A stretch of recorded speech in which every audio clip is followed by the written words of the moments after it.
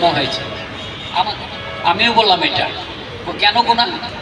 আমি বললাম আমি নামাজি, আমি নামাজ পড়ি, একটা মসজিদ দেখলাম, আমি চলে গেলাম উঁচু করে, আমি নামাজ পড়তে আসলাম।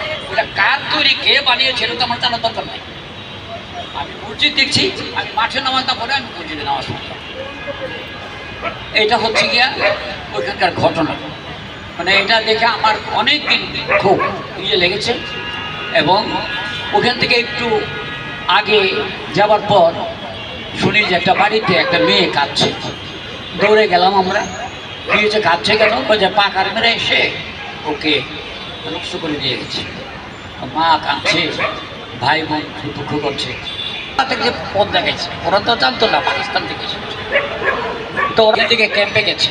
তোমরা আমরা ক্যাম্পে গিয়ে ওকে দুজনকে পেলাম, দুজনকে আমরা গুলি করে মারলাম। গোলাগুলি হয়েছে, গুলি করে মারে কচুরি পানাতে ফেলে দিলাম। ফেলে দেওয়ার পর দেখে যে মাথাটা ভাসছে। আমি বললাম যে এরা তো পাকিস্তানি মুসলমান, একটা কাজ করি, ওইটুকু উঠাও, উঠে চলো আমরা কবর দিই। মেরে ভেজি, ঠিক আছে আমরা কবর দিই, মুসলমান এবার পচে যাবে লাশটা। তখন তুলে আমরা ওই কোদাল একটা বাড়ি থেকে এনে ওই কবর যেভাবে দেয় সেভাবে না, মাটি কুড়ে ওদেরকে ফেলে চাপা মাটি দিয়ে দিলাম। এই হচ্ছে আমার মুক্তিযুদ্ধের ছোট্ট একটা ঘটনা। আর এখানে আপনারা এসেছেন, এখানে বলছে যে আমি আসলাম, লোক নাই, ওরা লজ্জা পেয়েছে। এটা লজ্জার কিছু নাই।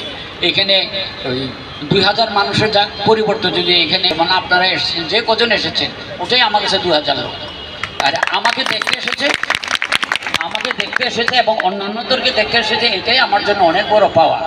লোক কজন হলো না হলো এটা কোনো কথা না। তো এই যে আপনারা মনোযোগ দিয়ে আমার কথাটা শুনছেন, তো আমি আপনাদের কাছে শেয়ার করতে পারলাম, এটাই আমার জন্য অনেক বড় পাওনা। তো আপনারা ভালো থাকেন, সুস্থ থাকেন।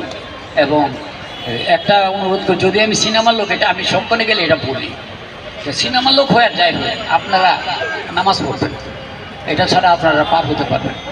যে যত মানুষকে উপকার করবেন, টাকা পয়সা দেন, সব কিছু দেন, আল্লাহ খুশি হবেন। কিন্তু নামাজ না পড়লে কিন্তু ওই খুশিটা ব্যাক হয়ে যাবে। ওইটা পড়বেন আপনারা প্লিজ।